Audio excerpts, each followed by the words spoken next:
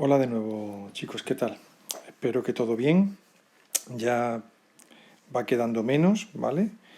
Parece que ya van a avanzar, se ha reunido la comisión de universidades y tal en Andalucía y están tratando de proyectar, de diseñar los modelos y los temarios. Así que en el momento que tengamos una información, que creo que deberá estar para las dos primeras semanas del mes de mayo, ¿vale? Ya os iremos informando. ¿De acuerdo?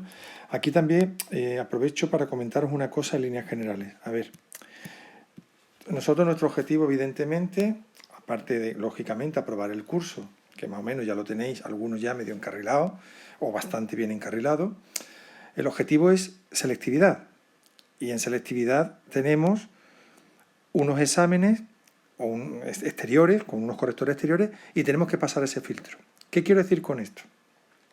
La norma en las pruebas de acceso en Andalucía y en toda España, pero en Andalucía concretamente, que es lo que nos afecta, solo podéis usar los datos que da el problema. Si vosotros, por vuestra cuenta y riesgo, para poder salir de una situación, metéis un elemento, un dato que no aparezca en el problema, corréis el riesgo. Lógicamente podéis intentarlo por salir del paso, pero corréis el riesgo, y un riesgo de un 90 y tantos % alto, de que el corrector tache ese ejercicio.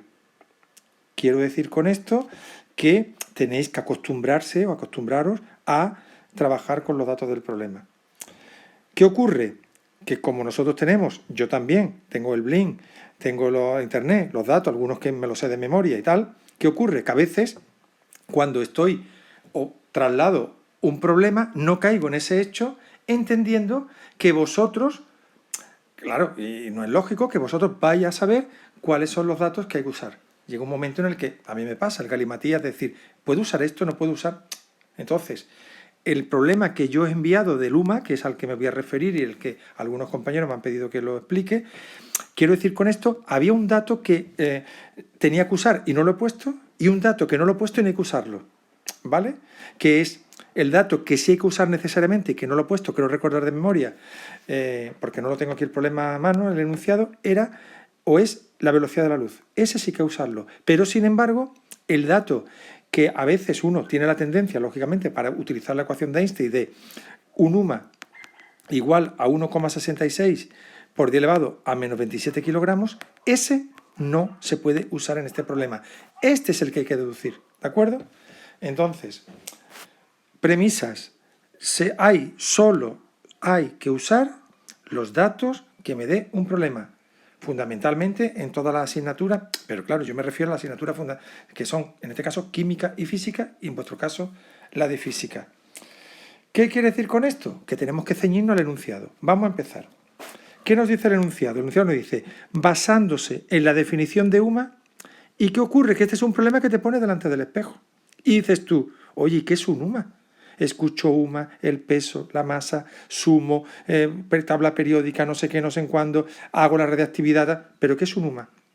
Y ahora me ponen en el brete una pregunta de teoría práctica que demuestre lo que acabo de deciros. Me cogen. Claro, ya sé que este año tenemos más posibilidades de elegir tal, pero quiero decir, uno no puede ir arriesgando y quedarse cada vez con menos posibilidad de elección. ¿Entendéis? Luego uno tiene que ir lo más ampliamente posible preparado para poder elegir lo máximo posible, no al revés. Paso de esto, me ciño a lo otro. Te puede encontrar una situación bastante comprometida. Bien, a lo que voy entonces. Definición de UMA. Un UMA es la masa en gramos de la 12ª parte de la masa del átomo de carbono. En gramos, ¿vale? Se coge la masa de un átomo de carbono y se divide por 12. Eso es un UMA. ¿Cómo sacamos la masa de un átomo de carbono 12? Y ahí entra en juego la otra parte del enunciado. Nos dicen que 12 gramos de carbono tiene un número de Avogadro de átomos de carbono. Por lo tanto, si 12 gramos de carbono 12 contienen 6,023 por 10 elevado a 23 átomos de carbono, lógicamente un átomo de carbono, que es lo que a mí me interesa, tendrá una masa que vamos a llamarle interrogación, que sería nuestra X, ¿de acuerdo? Por lo tanto, la masa de un átomo de carbono 12 será 12 gramos por un átomo de carbono partido 6,023 por 10 elevado a 23 átomos. Los átomos van con los átomos y me queda que la masa de carbono 12 es simplemente dividir 12 entre 6,023 exponente a la 23. Y esto me sale un total de... Podría redondear, ¿vale? Pero no lo voy a hacer para que nos salga lo más próximo posible, 1,900, aunque yo en la calculadora, insisto, dejo todos los decimales para que el error sea el mínimo posible. Esto nos sale a la menos 23 gramos. Esta es la masa de un átomo de carbono, pero la definición de UMA es la 12ª parte de esa masa. Luego ahora para sacar los gramos de un UMA tengo que dividir esa masa que acabo de calcular entre 12. Y aquí está la clave de la definición de UMA con respecto a el problema que nos ocupa, saber sacar la masa de un UMA. Por lo tanto, un UMA no es más que dividir esa cantidad que tenía, esto es un 9, lo que pasa que a veces ya como yo tengo el bolígrafo de la gomita, pues la verdad es que a veces me salen, y yo que ya de por sí escribo regular, pues imaginad, ¿no? Es decir, entre 12 me sale un total de 1,66 por 10 elevado a menos 24, ¿vale? Menos 24 gramos, eso. Pero esto pasado sería 1,66 por 10 elevado a menos 27 kilogramos. Aquí tenéis, ¿vale? Lo voy a poner, perdonadme, el limpio un poquito mejor. Aquí tenéis ese UMA que algunos habéis usado, pero que el problema no lo daba. Menos 27 kilogramos. Ya lo tenemos aquí, ¿vale? Vámonos a la ecuación de Einstein. La ecuación de Einstein nos dice que la energía que se libera en ese defecto de masa es igual a la masa por la velocidad de la luz al cuadrado. Esta velocidad de la luz al cuadrado era la que no aparece en el problema y que necesitamos para poder convertir los kilogramos en julios. Por lo tanto, el incremento de energía einsteiniana será igual a 1,66 por 10 elevado a menos 27 por 3 por 10 elevado a 8 al cuadrado. Con cuidado, yo tengo todos los datos, como he dicho, en la calculadora, ¿vale? Lo voy a meter por 3 exponente a la 8 al cuadrado y me sale un total de 1, insisto, yo voy a poner 3 decimales, aunque en la calculadora los dejo todos para que el resultado sea lo más parecido posible, digamos, al enunciado. Bien, sería 1, esto sigue siendo un 9, ¿vale? Pero, insisto, con la goma no hago, a veces con las prisas no hago bien, 1,494 por 10 elevado a menos 10. Bien, ya lo tengo.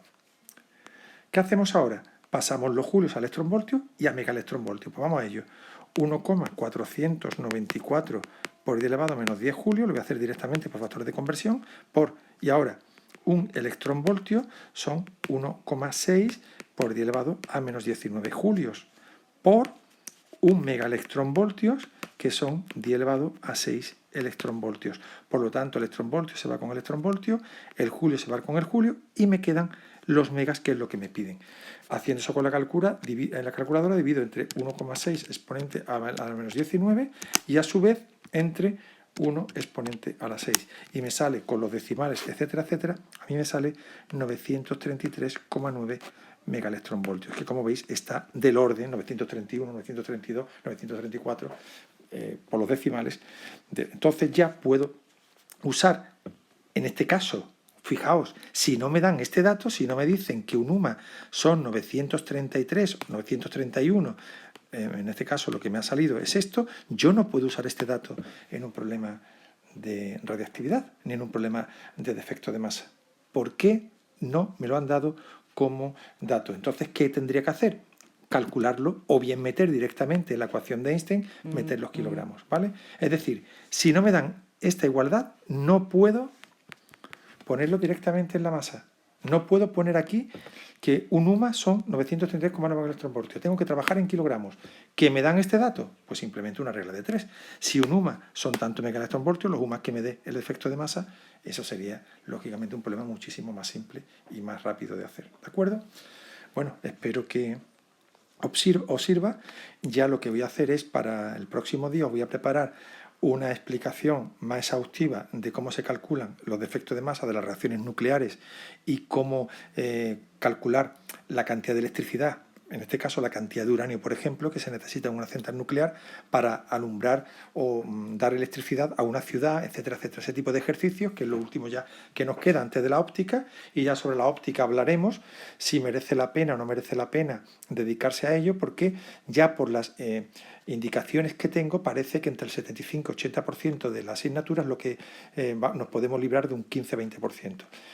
Óptica no llega ni al 5, con lo cual, insisto, ya os voy diciendo, ¿vale? En las próximas semanas os digo ya las decisiones a tomar. Pero este tema sí lo vamos a terminar, que ya lo tenemos prácticamente terminado, y creo que podéis ir con todos los bloques bastante bien preparados, y ya nos dedicaríamos durante el mes de mayo, mes de junio, a practicar exhaustivamente ejercicios de selectividad. Bueno, chicos, un fuerte abrazo para todos, espero que sigáis bien, ánimo y al lío.